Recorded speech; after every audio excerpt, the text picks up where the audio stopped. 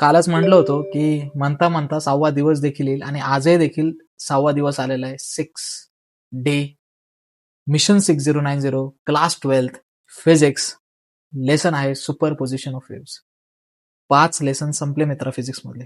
आम्ही पण आय-एम-पी देऊन संपले. मुलांचे पण काही मुलांचे प्रॅक्टिस पेपर सोडून संपले. आय-एम-पी पॉइंट्स देखील भेटले, मार्क पण केले आणि आता विचारलं त्यांना तर ते सांगतात पण आहे, की त्या लेसनमध्ये काय आय-एम-पी. तूच राहून गेलाय. आता बघू आज तरी किती शेवटपर्यंत ह्या व्हिडिओमध्ये टिकतोय आणि किती प्रॉपरली तू हा point two point video follow करतोय. नाही माहिती. जे पण तू आता ह्या व्हिडिओमध्ये बघशील ते सगळं आपल्या class.in वेबसाईटवरती अवेलेबल आहे आणि जाऊन प्रॉपरली ते सगळं बघ. म्हणजे जेणेकरून तुला हे सगळं प्रॉपरली तुझ्या हातात भेटेल. सो सुपरपोजिशन ऑफ वेव्हज बद्दल आज बोलायला सुरुवात करूया आपण पण आणि सगळ्यात महत्त्वाचा आजचा जो टॉपिक आहे मी माझा हायलायटर पहिला निवडतो. 131 आणि 132 पेजेसवरती आपल्याला प्रोग्रेसिव्ह वेव्हज आणि त्याच्या प्रॉपर्टीज करायला विसरायच्या नाही. आता सुपरपोजिशन ऑफ वेव्हज काय आहे? वेव्हज काय आहे? सुपरपोजिशन म्हणजे काय? प्रोग्रेसिव्ह वेव्ह म्हणजे काय? प्रत्येक टॉपिक तुम्हाला प्रॉपर बारकाईने अभ्यास करायचा आहे. तो कुठूनही करा. तुमची क्लासचे नोट्स चांगले असतील ते फॉलो करा. कॉलेजचे नोट्स चांगले असतील ते फॉलो करा. कुठे तुम्ही क्लासेस लावले असतील, ऑनलाईन काय YouTubeवरती बघत असाल, तिथं हे पॉइंट कव्हर करण्याचा प्रयत्न करा. कुठूनही करा, पण हा पॉइंट पहिला कव्हर करा. प्रोग्रेसिव्ह वेव्ह आणि त्याच्या प्रॉपर्टीज. मुलांना नाही माहिती प्रोग्रेसिव्ह वेव्हचे 2 टाइप्स आहे. तर प्रॉपरली समजून घ्या. 8वी 7वी वाले पोरं पाठ करतात आहे. आपले काय आता आपण तर लेटच चाललोय. पेज नंबर 133 आणि 134 वरून कोणते पॉइंट्स करायचे? तर रिफ्लेक्शन ऑफ ट्रान्सव्हर्स वेव्ह आणि reflection of longitudinal wave. Reflection म्हणजे वेव्ह गेल्यानंतर पुन्हा कशी मागे रिफ्लेक्शन म्हणतो त्याला आपण. सो दोघांचे पण रिफ्लेक्शन आहे. हे प्रोग्रेसिव्ह वेव्हचे 2 टाइप्स आहे. तर प्रोग्रेसिव्ह वेव्हचे किती टाइप्स आहे? आत्ता सांगितले. तर प्रोग्रेसिव्ह वेव्हचे एकूण 2 टाइप्स आहे. पहिला आहे लॉन्जिट्युडनल वेव्ह आणि दुसरा आहे ट्रान्सव्हर्स वेव्ह. ओके. पेज 135 आणि 136 वरून काय करायचंय? तर मेन पोझिशन म्हणजे मेन टॉपिक जो आहे सुपर पोझिशनचा तो 135 136 वर सुरू होतो. सो सुपर पोझिशन ऑफ वेव्हचा संपूर्ण टॉपिक प्रॉपरली करायचा आहे. इंटरफेरन्स वरती काम करायचंय. कन्स्ट्रक्टिव्ह आणि डिस्ट्रक्टिव्ह इंटरफेरन्स काय? इंटरफेरन्स म्हणजेच इंटरफेरन्स डायफ्रॅक्शन ह्या 2 वर्ड्समध्ये कन्फ्युजन क्रिएट नाही करायचे. डायफ्रॅक्शन खाली आले वरती इंटरफेरन्स आहे. सो इंटरफेरन्स पॉईंट वरती प्रॉपरली छोट्या छोट्या गोष्टींवरती काम करा की इंटरफेरन्स काय डायफ्रॅक्शन काय हे कन्फ्युजिंग वाले गोष्टी असतात पण प्रॉपरली नक्की करा. त्यानंतर जो टॉपिक तुम्हाला 137 आणि 140 वरती करायचा तो आहे आपला स्टेशनरी वेव्स. त्याचं फॉर्मेशन, त्याचं इक्वेशन, त्याचं कंडिशन, त्याचं प्रॉपर्टीज आणि त्याचं कंपॅरिझन. किती खतरनाक गोष्ट आहे ना. म्हणजे फॉर्मेशन स्टेशनरी वेव्ह बनते कशी, दुसरं त्याचं इक्वेशन, तिसरं नोड आणि अँटीनोड काय, चौथं प्रॉपर्टीज काय आणि पाचवं त्याला कम्पेअर करायचं प्रोग्रेसिव्ह वेव्ह सोबत. म्हणजे स्टेशनरी वेव्स हा जो आहे पेज 137 140 हे जे 3 पेजेस आहे 137 138 139 40 4 पेजेस सॉरी. हे जे 4 पान आहे हे फुल आय-एम-पी पेजेस आहे ह्या लेसन मधले. बिकॉज ह्या लेसन मध्ये तुम्ही स्टेशनरी वेव्ह शिकता. त्याची फॉर्मेशन, त्याचं इक्वेशन, नोड अँटीनोड वाला कॉन्सेप्ट खूप महत्वाचा आहे. तर नोड अँटीनोड प्रॉपरली करा. त्या शब्दांमागे काय अर्थ आहे आणि त्याचे इक्वेशन्स काय नक्की जाऊन बघा. नोड अँटीनोड आणि मग प्रॉपर्टीज करा. त्यानंतर 141 2 याच्यावरती खूप महत्वाचा फ्री आणि फोर्स व्हायब्रेशन. आता हे शब्द आधी पण ऑसिलेशन मध्ये झालेले फ्री ऑसिलेशन आणि फोर्स ऑसिलेशन. आता ह्या धड्यामध्ये आपण व्हायब्रेशन्स बघणार आहे. तर हार्मोनिक्स काय असतात, ओव्हरटोन्स काय असतात, नीट बघा. Vibrations of air columns, and correction काय, vibration in the pipe close at one end, vibration in the pipe open at both ends. हे 2 वेगवेगळे पाईप्स आहे. एका बाजूने पाईप बंद आहे, एका बाजूने पाईप ओपन आहे. हा पहिला पाईप आहे. दुसऱ्या पाईपमध्ये दोन्ही पण एंड्स जे आहेत म्हणजे जे एंड पॉइंट्स दोन्ही पण पाईपाचे ते ओपन आहे. सो सगळ्यात महत्वाचं की हे जे आहे 141 142 हे पण पेज प्रॉपर आय-एम-पी आहे.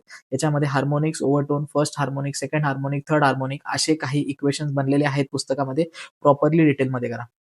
पेज 143 पासून 148 पर्यंत लॉज ऑफ व्हायब्रेटिंग स्ट्रिंग्स खूप महत्वाचं. सोनोमीटर, बीट्स आणि अॅनालिटिकल बीट फ्रिक्वेन्सी या गोष्टींवरती सांगितलेलं आहे. Sonometer IMP, laws of vibrating strings IMP. So जे बीट्स बीईएटीएस आहे, बीट्स बीट्स म्हणजे टाइमपास नाहीये. एकदा जाऊन नीट बघा प्रॉपरली त्या पेजेसवरती. पेज नंबर 149 150 वरती application Doppler effect one of the बोलतात ना खूप महत्वाचा टॉपिक. सोर्स आणि बोलतात ना लिस्नर, सोर्स आणि लिस्नर मध्ये जे आवाज येतो एका जागेवरून ते अननोन टॉपिक्स. 51 आणि 55 पर्यंत 5 मध्ये characteristics of sound, loudness, pitch, quality, musical इन्स्ट्रुमेंटचं क्लासिफिकेशन, स्ट्रिंग, विंड आणि परक्युशन हे खूप महत्वाचे आहेत. हे शेवटचे प्रॉपरली करा. सो सगळे आय-एम-पी पॉईंट्स मी काढून दिलेले. आय-एम-पी आहेत म्हणजे सगळंच आय-एम-पी. फक्त मी सांगतो तुम्हाला नेहमी बोलतो असं की हे आय-एम-पी ते पण सगळेच आय-एम-पी असतात. सगळं काढून दिलेले म्हणून मी पॉईंट वाईज की स्ट्रिंग इन्स्ट्रुमेंट तुम्हाला माहित असले पाहिजे की तार आणि ते तारवाले, विंड म्हणजे हवेवाले फ्ल्यूट आणि परक्युशन म्हणजे तबला आणि ह्या सगळ्या गोष्टी. सो हे सगळे प्रॉपरली पहिले कॅरेक्टरिस्टिक्स करायचे साऊंडचे आणि त्यानंतर मग म्युझिकल इन्स्ट्रुमेंटकडे जायचं. ओके ओके 6 स्टेप्स कोणते कोणते फॉलो करायचे हे प्रॉपरली इथे दिलेले. पुढे एक्झाम फोकससाठी कोणत्या कोणत्या गोष्टी करायच्या ह्या पण इथं मी सांगितलेलं आहे. हे एक्झाम फोकस आहे. ओके. सो आता वेळ झाली आपला पेपर बघण्याची. जसं आपण नेहमी दरवेळेस पेपर बघतो, आत्ता पण आपल्याला काय बघायचं पेपर बघायचा आहे. थोडीशी स्क्रीन मोठी करतो. ओके. सो हा पेपर तुम्ही जर प्रॉपर पाहिला, तर हा पेपर आहे आपला सुपरपोजिशन ऑफ वेव्हचा 70 मार्काचा पेपर आहे आणि 3 तासासाठी आपल्या क्लास टीमने बनवलेला आहे. सो एकाच लेसनचा 70 मार्काचा प्रॅक्टिस पेपर आहे.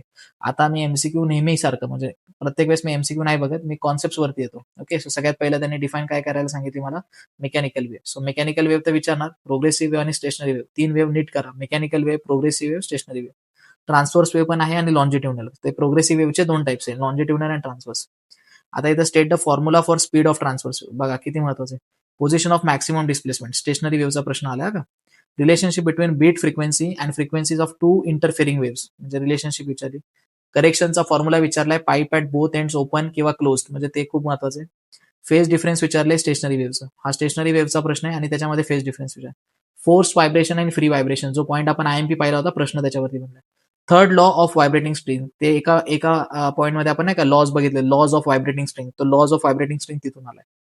नेक्स्ट पॉईंट प्रोग्रेसिव्ह वेव्हचे प्रॉपर्टीज, बघा खूप महत्वाच्या गोष्टी विचारलेल्या आहे. त्याच्यानंतर रिफ्लेक्शन, मी सांगितलं होतं रिफ्लेक्शन करा वेव्हचं. ओके. सो रिफ्लेक्शन वरती पण प्रश्न आलाय. फ्री आणि फोर्स व्हायब्रेशन वरती परत प्रश्न आलाय. किती आयएमपी बघा, ते फ्री व्हायब्रेशन आणि फोर्स व्हायब्रेशन. हार्मोनिक्स आणि ओव्हरटोन्स बोललोच होतो. लाऊडनेस वरती आपण कॅरेक्टरिस्टिक्स मध्येच पाहिले होते साऊंडचे. Principle of superposition of wave खूप महत्वाचं आहे. सुपरपोजिशन म्हणजे बोलतो ना सुपरपोजिशन वाले सगळे डायग्राम्स एका जागी आहे. यांनी एंड करेक्शन वरती काम केलेलं आहे. Pipe open at both ends वरती काम झालेले, म्हणजे pipe open at both ends याच्यावरचे फर्स्ट 2 मोड्स ऑफ व्हायब्रेशन विचारलेले. ओपन ॲट बोथ एंड्स पण आहे आणि ओपन ॲट वन एंड पण आहे, म्हणजे क्लोज ॲट वन एंड पण आहे. आता इथं state 4 characteristics of stationery waves. आता वरती काय झालं होतं, कॅरेक्टरिस्टिक्स ऑफ प्रोग्रेसिव्ह आलं होतं. म्हणजे तुम्ही जर प्रॉपरली पाहिलं, मी थोडासा पेन घेतो, हे घ्यायला थोडा वेळ लागतो, पण आपण करूया आपल्यासाठी. रेड कलर घेऊया ना, बेस्ट आहे ना. कमेंट करा बेस्ट कलर सगळ्यांचा कोणता आहे, मला पण नाही माहिती. State 4 progressive, properties of progressive wave. खाली आल्यानंतर बघा state 4 characteristics of stationary wave. एक सारखा प्रश्न आहे, पण 2 वेव्हजला घेऊन चालतो. ओके. आता नेक्स्ट जो पॉईंट आहे ज्याच्यावरती प्रश्न बनलाय, तर तो बनलाय 3 मार्काचा, तो बनलाय बीट फ्रिक्वेन्सीवरती. खूप महत्वाचं, बीट फ्रिक्वेन्सी. त्यानंतर परत pipe close at one end, म्हणजे open at one end, open at both ends आणि close at one end. Questions येणार म्हणजे येणार. लॉज ऑफ व्हायब्रेटिंग स्ट्रिंग येणार म्हणजे येणार. सोनोमीटरचा सेटअप आला अख्खा डायरेक्ट, अख्खा. आणि त्या प्रोग्रेसिव्ह आणि स्टेशनरी वेव्हचा डिफरन्स, वेलॉसिटी, एनर्जी ट्रान्सफर्स आणि फेज, या 3 पॉईंट्समध्ये त्यांचा डिफरन्स, म्हणजे फरक सांगायचा आपल्याला की त्याच्यामध्ये नक्की काय फरक आहे, कम्पेअर करणं म्हणजे तेच. आता वॅक्सिंग आणि वेनिंग काय, आता वॅक्सिंग आणि वेनिंग हा टॉपिक बघितलाच नसेल बऱ्याच जणांनी, तो बघून घ्या की बीट्समध्ये वॅक्सिंग आणि वेनिंग आहे, तर ते काय ते समजून घ्या. Application of phenomenon of beats वरती फुल काम चाललंय का. त्याच्यानंतर इथे explain the formation of stationary wave on a string with a neat showing nodes and antinodes. बघा नोट्स आणि अँटी नोट्स स्टेशनरी वेव्ह वरती काम झालेलं आहे. आता हा आपला शेवटचा 12 मार्काचा सेट बघू काय होतं. Derive and equation for stationery wave.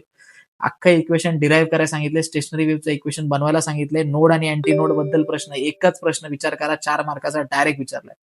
All harmonics present in the vibration open at both ends.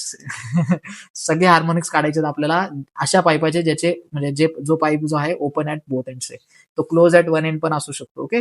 इथे सोनोमीटरचं न्यूमेरिकल आले. जेवढे पण न्यूमेरिकल ह्या पेपरमध्ये आहेत ते प्रॉपरली तुम्ही करा. हा पेपर आपल्या क्लास डॉट इन वेबसाईटवरती डाउनलोड होतो. सगळे आयएमपी पॉईंट्स मार्क करून ठेवले असेल. दुसरी गोष्ट सगळ्यात महत्वाची की काय म्हणता यायचंय मला, की जर याची आन्सर की पण पाहिजे असेल तुम्हाला, तर आन्सर की सुद्धा आपल्या क्लास डॉट इन वरती अवेलेबल आहे.